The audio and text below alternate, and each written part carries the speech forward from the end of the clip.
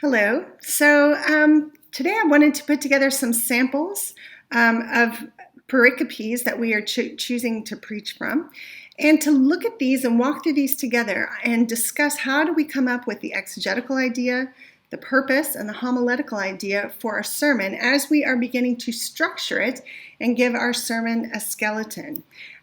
So I want to look at James chapter 1, verses 5 to 8 together. That's the pericope I'm choosing to preach from. And let's read this verse in its context starting from verse 2 and just walk through together what the process looks like when we begin to put shape to our sermon. So James chapter 1, verse 2. Consider it pure joy, my brothers, whenever you face trials of many kinds, because you know that the testing of your faith develops perseverance. Perseverance must finish its work so that you may be mature and complete, not lacking anything. If any of you lacks wisdom, he should ask God, who gives generously to all without finding fault, and it will be given to him. But when he asks, he must believe and not doubt, because he who doubts is like a wave of the sea, blown and tossed by the wind. That man should not think he will receive anything from the Lord. He is a double-minded man, unstable in all that he does. Okay, so my text that I am choosing to preach on starts at verse 5 when it says, if any of you lacks wisdom, he should ask God. And the first thing we want to do is we want to come up with our exegetical idea. Now, an exegetical idea is the main idea that we discover through our exegetical study, the main idea that the author, the biblical author, is trying to convey. Okay? So through our exegesis, we will discover the main point our biblical author is trying to communicate to his audience in his day. And as I look at this, I can say, okay, it certainly has something to do with wisdom, gaining wisdom. But that's a little bit too broad. Goodness, gaining wisdom could cover the whole book of Proverbs. That's not specific enough to this text. So part of the process of discovering this, I like to call it more of an art. It's not really a science. It's more of an art as we discover the exegetical idea. I'm moving from things are kind of fuzzy and cloudy when I first approach the text and begin to study it. And I'm moving from cloudiness to more and more clarity as I ask myself questions. So it seems that the biblical author is trying to communicate something about gaining wisdom. Okay, that's too broad. Let's try to make it more specific to this particular text. So when I look at the context of this verse, I can see the context is specifically trials. When a Christian is undergoing trials and hardship, then comes our pericope, if anyone lacks wisdom, he should ask God. So getting more specific, I would say this has to do with obtaining wisdom when undergoing trials. So now I'm getting a little bit more specific. I'm narrowing in a little bit more. Okay, so Robinson talks about you're trying to find the subject and the complement. So the subject is, what is the author saying? And I think he's saying how to obtain wisdom when undergoing trials. Okay, now we're going to seek the complement. What is he saying about that? So how to obtain wisdom when undergoing trials? It looks like he gives us three things. First, we should ask God for wisdom in verse 5. And then secondly, he says, when you ask, you must believe. So we need to ask with faith, believing. And then thirdly, when we ask, we shouldn't doubt God.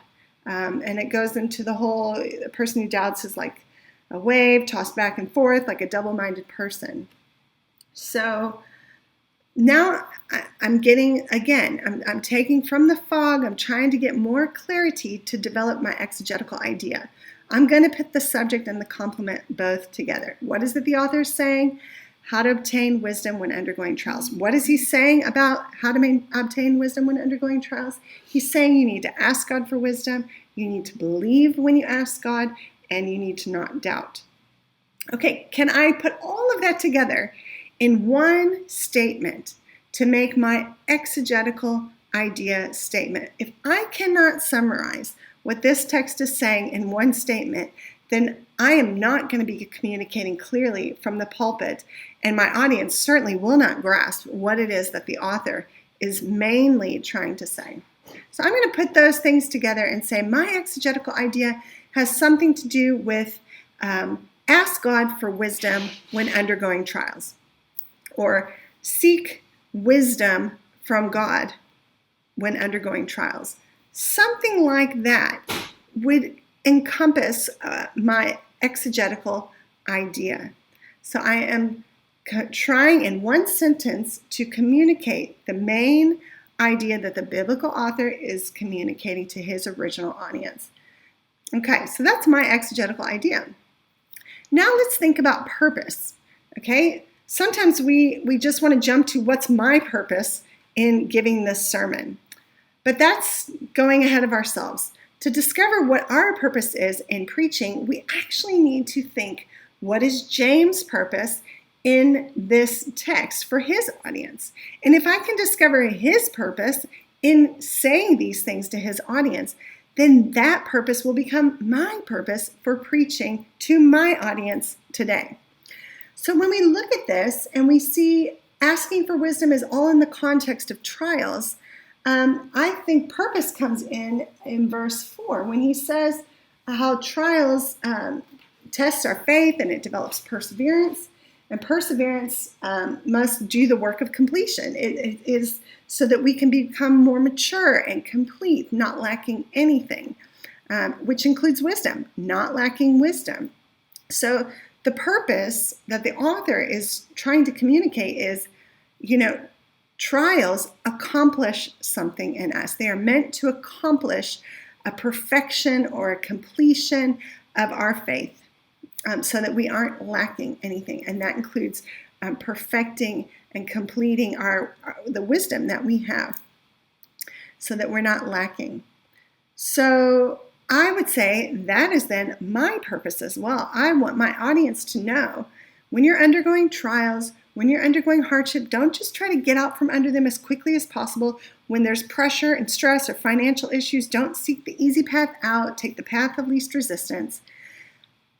When you're undergoing hardship, remember that God is using this in order to mature you, to complete your faith, to make sure you're not lacking in any area of your faith, including wisdom. So the purpose of this text is seek wisdom when you're undergoing hardship and trials, so that you are not lacking in anything.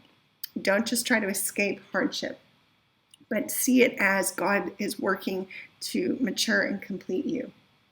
Okay, so I want to keep that purpose in mind as I am beginning to structure my sermon, because James's purpose needs to be my purpose as well.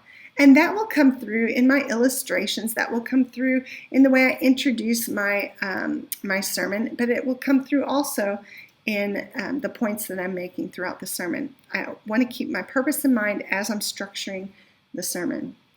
Okay, then let's move to what is a homiletical idea. So as I've got my exegetical idea and I know my purpose, now my sermon is starting to take shape.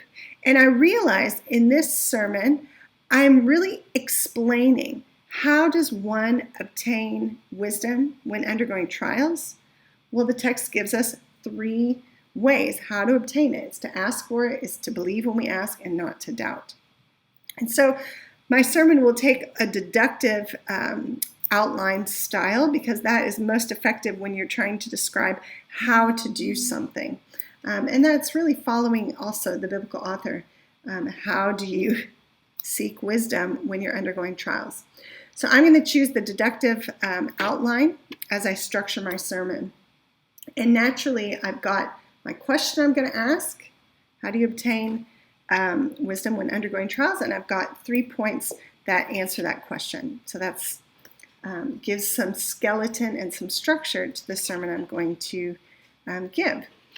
So let's think about then how we craft a homiletical idea. So a homiletical idea, homiletical meaning preaching, it's your preaching idea. It's the main idea that you are going to give when you're preaching. Now, your homiletical idea is simply your exegetical idea that's repackaged and rewrapped for your modern listeners, right? We are taking the idea we discovered from our biblical author that he was speaking to his original audience. We're taking the exegetical idea.